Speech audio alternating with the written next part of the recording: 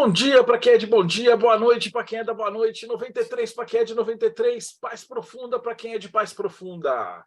Você está no Boteco dos Illuminates e hoje a gente vai falar sobre filosofia, porque na verdade, todo mundo fala sobre filosofia para aprender hermetismo, para aprender cabala, para aprender hermetismo, você precisa saber filosofia. Mas como é que se estuda filosofia? Né? E aqui dentro do Boteco a gente tem um cara que estuda isso há uns 20 anos e ele está lançando uma série de livros que ensinam como é que se estuda a filosofia. Então não a filosofia, porque você tem vários livros, vários filósofos famosos, tem uma estrutura, tem por onde começar, e geralmente quem está começando agora não tem a menor ideia de por onde que começa. E aí a gente ficou enchendo o saco do Jacobina para ele fazer todo um processo e ficaram maravilhosos os livros, né? Então hoje a gente vai entrevistar ele sobre como é que se estuda filosofia, né? Então no Boteco de hoje, pelo Projeto Mayhem, Rodrigo Elutarque. Salve, pessoal! Hoje eu quero saber como é que estuda filosofia no boteco. Diretamente do Japão, Robson Belli. Ohayou gozaimasu para quem está aqui comigo, konbanwa para quem está no Brasil, konnichiwa se você estiver vendo à tarde, isso em qualquer outro horário. É um prazer estar aqui entrevistando o Paulo, porque eu quero saber quanto a filosofia ocidental pode casar com a oriental aí. E diretamente das catacumbas do Morte Súbita, Tiago Tamosauskas. Boa noite, galera, representando mortesúbita.net, e eu quero saber se a vida examinada vale a pena ser vivida. Seja bem-vindo, Paulo Jacobina. Eu não vou ler currículo, essas coisas. Se você não sabe quem é o Paulo Jacobina, então você começou pelo vídeo errado, cara. Volta a 50 vídeos e aí você vai ver que ele é o cara do boteco que é responsável por fazer as melhores perguntas para o convidado, né? Tanto que aqui a gente brinca e fala assim, quem que a gente vai convidar? O cara tem gabarito? Aí o Thiago vira e fala, será que ele sobrevive às perguntas do Jacobina? Aí a gente faz uma votação e fala, esse sobrevive. Então, esse cara é bom, então vamos convidar o cara. Mas por que ele tem as melhores perguntas de todo mundo? É porque o Paulo sabe como é que faz a parada. Então, seja bem-vindo mais uma vez, Paulo. Valeu, Marcelo, Robson, Thiago, Rodrigo e todo mundo que está aqui com a gente, né, para a gente conversar um pouco, tentar elucidar algumas coisas sobre filosofia e divulgar essa campanha que tá vindo aí. Então, vamos começar. Deixa eu até mostrar para o pessoal. Esses eram os livros que estavam no Clube dos Autores, né? Mas eles são capa mole e tal. E a gente decidiu juntar tudo num volume só. Capa dura, bonitinho, prático, né? Então, a primeira pergunta que eu vou fazer para você é de onde veio a ideia de escrever um livro chamado A Prática Filosófica? Como é que se estuda filosofia? Tá, vamos por partes, então. Né? A ideia da prática filosófica ela surge dentro do Pedra de Afiar. O Pedra de Afiar é uma associação filosófica sem fins lucrativos, do qual eu faço parte. Inclusive, eu sou membro fundador. E a gente sempre teve um estudo eclético sobre uma série de questões, até que eu percebi que faltava não só para a maior parte do grupo que foi fundador do Pedra de Afiar, quando nós éramos ainda apenas um grupo de estudos, né, faltava uma coisa que eu chamo de epistemologia do conhecimento esotérico.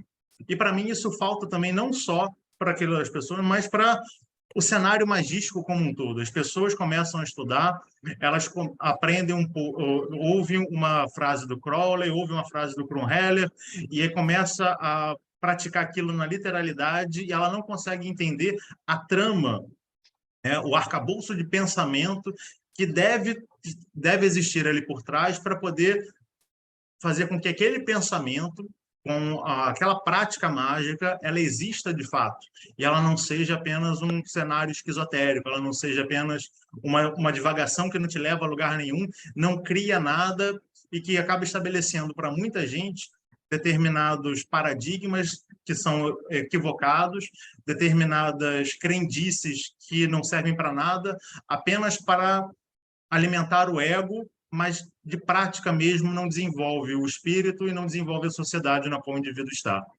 Então, dentro disso, a gente já tinha esse grupo de estudos, que nós fazíamos parte, né, nós éramos todos instrutores dentro de um centro universalista, nós dávamos aula para, desde pré-adolescentes, né, de 12 anos, até mais de 25 anos, nós temos vários ciclos, e nós éramos um grupo de estudos que era formado pelos instrutores desse lugar. Lá, eu, por exemplo, era da FRA também, né? Tinha uma área da Sociedade Taoísta, nós temos membros também que eram da Nova Acrópole, da Sociedade Taoísta Brasileira e de vários outros grupos, e nós fomos desenvolvendo uma série de pensamentos, uma série de estruturas, chegamos a criar o canal do Pedra de Afiar também, inicialmente como material para divulgar informações para esse grupo de estudos, e recentemente a gente começou a divulgar o canal para mais gente, e chegou um determinado ponto que a gente resolveu criar formatar esse grupo de estudo e estabelecemos 4 módulos, baseados nos verbos do Eliphas Levi. O primeiro módulo, que é o módulo do pensar, né, que a gente estabeleceu como pensar, então nós teríamos o primeiro nível, você teria o pensar, no segundo nível você iria o usar, no terceiro nível você iria o querer e, por fim, calar. Né? E o primeiro módulo, eu escrevi esse material, né, que está aqui. São 3 livros para servir de base para estudo. Por que para servir de base de estudo? Porque nós, dentro do Pedra de Afiar, nós temos a concepção de que todo conhecimento ele deve ser prático. A ideia da filosofia clássica mesmo, a filosofia que aquilo que você sabe, você deve aplicar na sua vida e assim você se transformar. Mas de uma maneira com que você consiga conjugar determinadas coisas. Né? Então, dentro desse material, que vocês vão encontrar quando o Marcelo lançar a campanha do financiamento coletivo, junto com outros livros também, a gente vai encontrar, por exemplo, no primeiro capítulo, a ideia do todo. Então, a gente vai trabalhar a ideia do todo, a criação do que existe, teoria do caos, né? A gente vai estudar também sobre a hipótese de Gaia, e no final de cada capítulo a gente apresenta uma série de perguntas contextualizando esse ensinamento com uma prática pessoal. Não no sentido de que você vai fazer um ritual, mas para você pensar a sua vida, você pensar a sociedade na qual você vive, levando em consideração esse ensinamento que você aprendeu ali. Então, esse foi mais ou menos o início do grupo. Nós temos grupos de estudos no Pedra de Afiar, mas apenas de maneira presencial. Estamos até, inclusive, pensando em fazer de maneira virtual e abrir para outras pessoas também. Pode falar, Thiago. E a forma como você escreveu esse livro, ela é focada em alguma tradição, ou algum grupo de filósofos, ou algum período em particular, ou não? Você pega tudo que você vivenciou, estudou, conheceu e juntou numa síntese? Ela não, eu posso dizer que ela segue e, ao mesmo tempo, ela não segue uma tradição. Existe um filósofo que eu gosto muito, que é o Parmênides. Né? Ele vai abordar a questão do ser e do não ser, e, para mim, o Parmênides ele sempre foi muito mal interpretado, porque a gente segue muita análise dos pré-socráticos, principalmente, dos chamados pré-socráticos, com base no racionalismo alemão. Né? Criou-se um determinado dogma e as pessoas estudam os pré-socráticos dessa forma. Né? E, com o passar do tempo, nós tivemos uma série de outros filósofos, como o próprio Nietzsche, que ele revisita esses pré-socráticos e traz novas interpretações para ali dentro. Dentro do pensamento desse curso em si, né, desse material, porque esse material ele serve de base para os nossos grupos de estudos. Os nossos grupos de estudos, eles partem desses livros, mas eles não se limitam a esses livros em nossos encontros. Então, vocês vão estar adquirindo, através desse financiamento, o material base, mas não todo o arcabouço de pensamento. Então, eu desenvolvi um pensamento baseado em 3 níveis. Nós precisávamos, através dessa criação, dessa epistemologia e dessa amplitude de conhecimento que alguém precisa ter para começar a viver uma prática magística, né? Eu separei em 3 macrotemas. O todo, a sociedade e a filosofia primeira. A filosofia primeira é a nomenclatura que os pré-socráticos utilizavam para se referir àquilo que a gente conhece hoje como metafísica, porque a metafísica também é uma nomenclatura que surge na Alemanha, já bem mais recentemente, fazendo uma divisão das obras do próprio Aristóteles. Então, você tinha os livros de Aristóteles que iam até a física, e para além da física, né, a metafísica, o livro de física, você tinha temas que eram temas mais abstratos. Então, qualquer coisa que seja uma abstração, do ponto de vista filosófico inicial, é uma metafísica. Mas hoje nós temos essa expressão metafísica como algo diferente. Então, para afastar essa nomenclatura de metafísica, a gente resgata a ideia da filosofia primeira, que são os primeiros estudos filosóficos em si. Esses três tripés, né, esses três pés que formam esse tripé, o todo, a sociedade e a filosofia primeira, ela aparece em cada capítulo.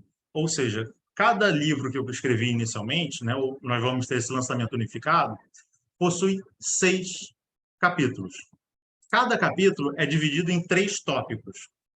Cada tópico desse tem uma representação dentro do próprio capítulo do todo, da sociedade e da filosofia primeira. Então, você vai encontrar, né, no primeiro capítulo, por exemplo, que é o capítulo sobre o todo, a gente vai ter a criação de tudo o que existe. Isso é a parte de filosofia primeira dentro desse capítulo todo. A teoria do caos. Essa vai ser a parte do todo dentro do primeiro capítulo. E depois a gente vai ter a hipótese de Gaia, que é a parte de sociedade dentro do todo. A partir daí, a gente vai desenvolver sempre esses arranjos desses 3 temas dentro de um tema maior. Porque tudo, na verdade, é uma coisa só. Mas eu precisei separar em 3 tópicos diferentes, né, em 3 formas de abordar diferentes cada assunto, para fazer com que a gente consiga perceber ela como um todo. Então, nós vamos ter um tema, como, por exemplo, o todo, que é o tema que dá início ao capítulo, ao livro, e a gente termina com o vazio.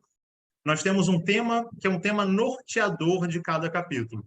Através desse tema norteador de cada capítulo, a gente visita filósofos, a gente visita livros de tradições religiosas variadas, a gente visita livros de esoterismo variado e a gente visita artigos científicos devidamente validados e atualizados também, para acabar com uma coisa que muita gente faz de utilizar pensamento científico do século XIX, por exemplo, que já através do método científico, já viu-se que não é daquela forma, e tem gente hoje que ainda utiliza dessa maneira.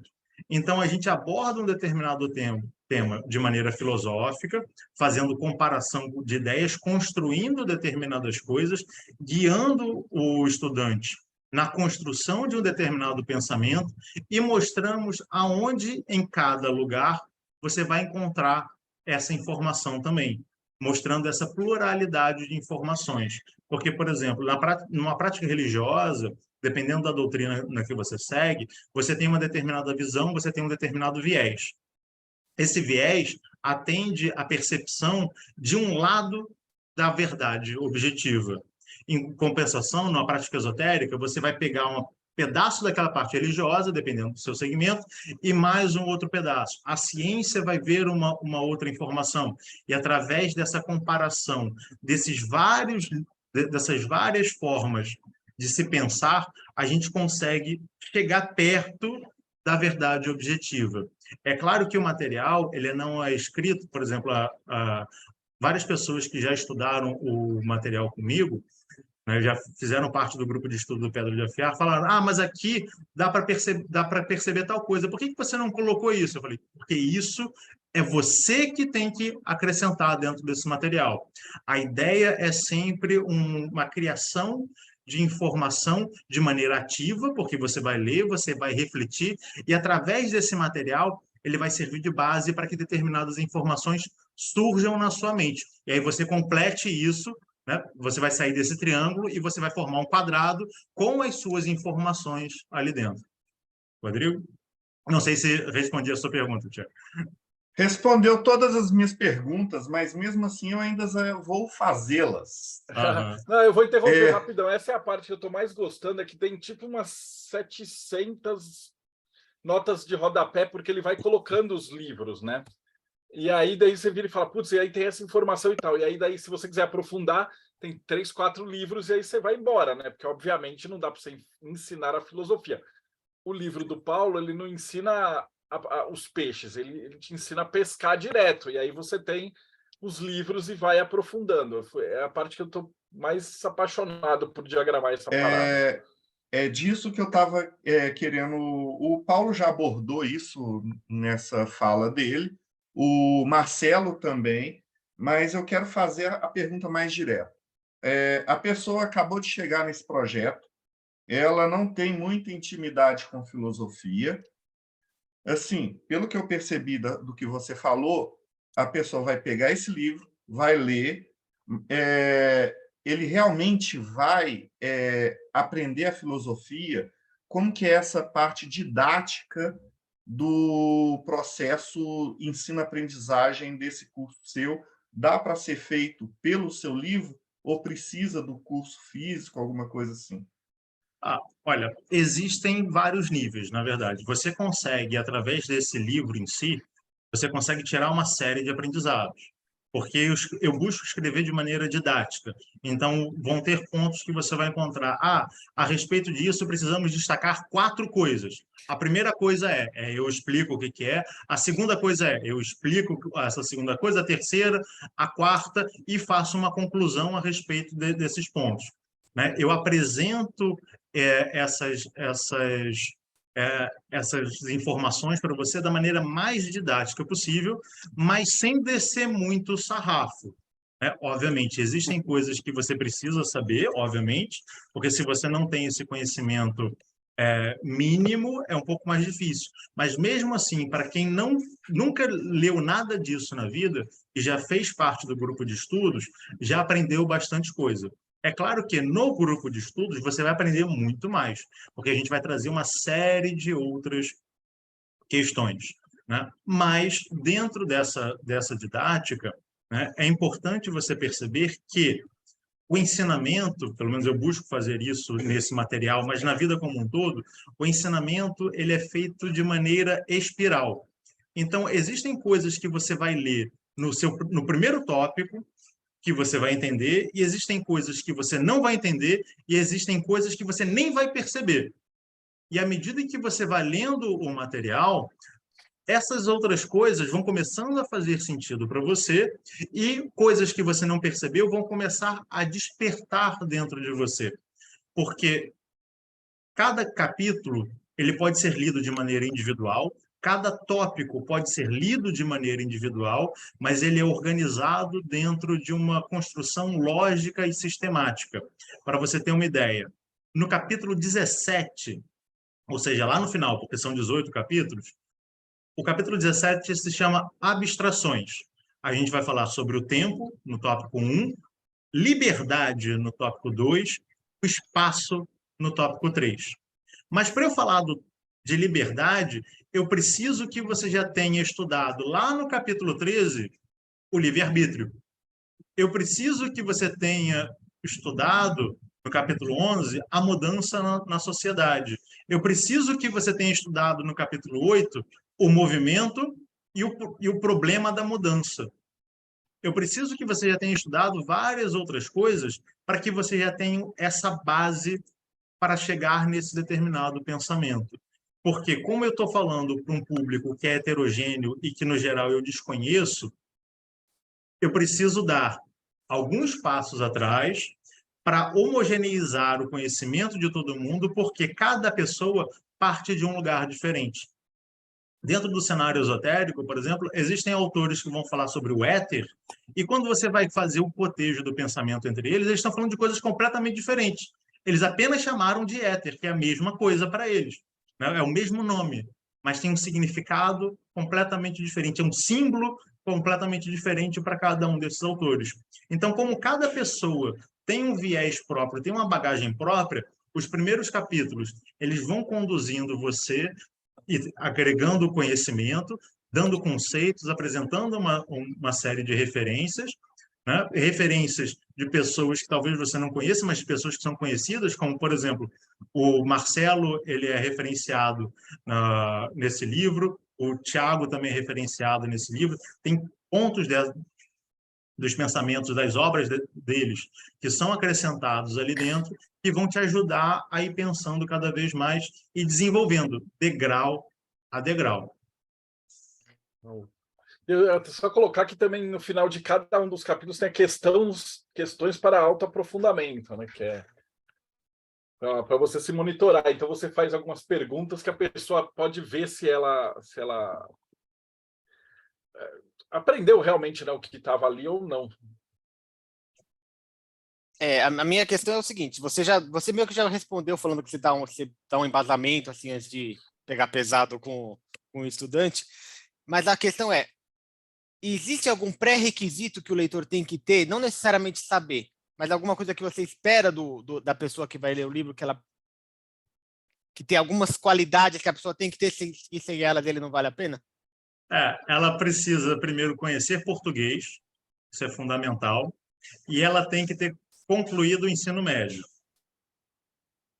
Isso é básico. Porque existem determinados conceitos que a gente traz de maneira mais didática, que são coisas que, em tese, se estuda no colégio, no ensino médio, ou, dependendo do colégio, até mesmo no ensino fundamental, né? Você vai ver, por exemplo, questão de geometria euclidiana, por exemplo, ou geometria não euclidiana.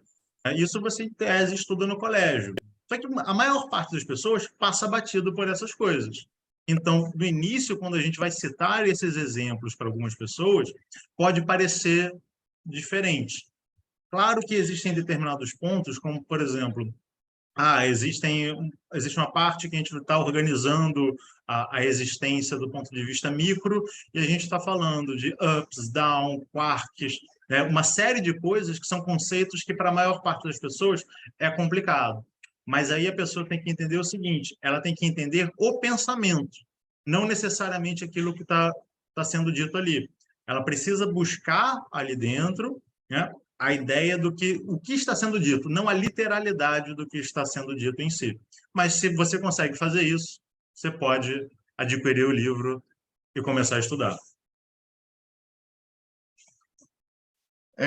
Paulo, eu estou aqui jogando dinheiro na tela, literalmente, e nada está acontecendo. Cadê meu livro?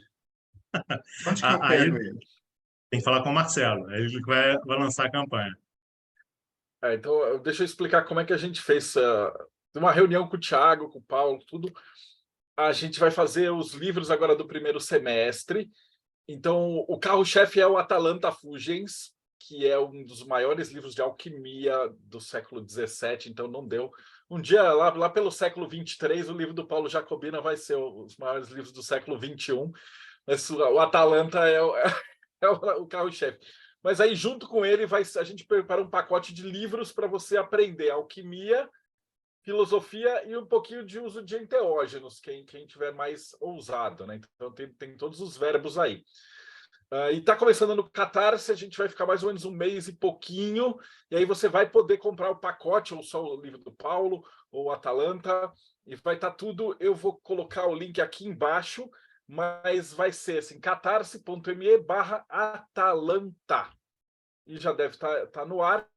E aí você vai conseguir, se você quiser comprar os livros de alquimia e tal, tem tudo, tem um pacote com filosofia com tudo, ou se você quiser só os livros de filosofia, ou se você quiser qualquer negócio aí, vamos fazer que, por financiamento coletivo, a gente já sabe, né, que funciona. O Robson disponibilizou um Grimório, então se a gente conseguir bater meta, como quem já apoiou História da Magia e tal, que o cara acaba comprando 6 livros, ganha 10 livros em casa, né?